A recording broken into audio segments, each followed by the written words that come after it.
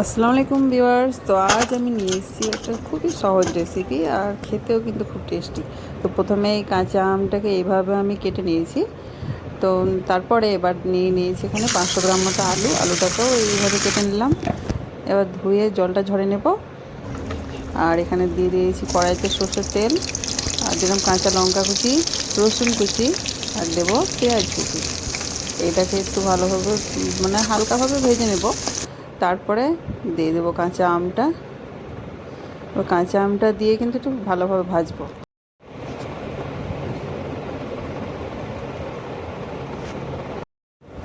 এবার দেখতেই পাচ্ছি কি সুন্দর ভাজা হয়ে এসেছে। এবার দিয়ে দেবো আলুগুলো। আলুটা দিয়ে আর কিছুক্ষণ নাড়াচাড়া করে তারপরে এতে দেব লবণ, 1 চা চামচ মতো, পরিমাণ মতো দিলেই হবে।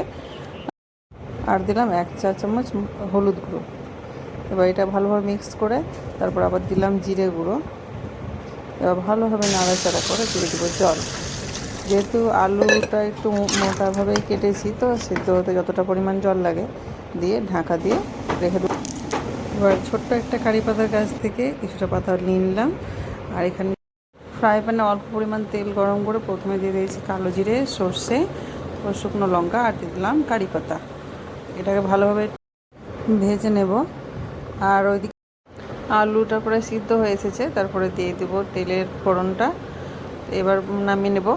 তো তোমার গরম গরম ভাত রুটির সাথে পরিবেশন করো, খুব টেস্টি। আর ভালো লাগলে অবশ্যই লাইক কমেন্ট করবে।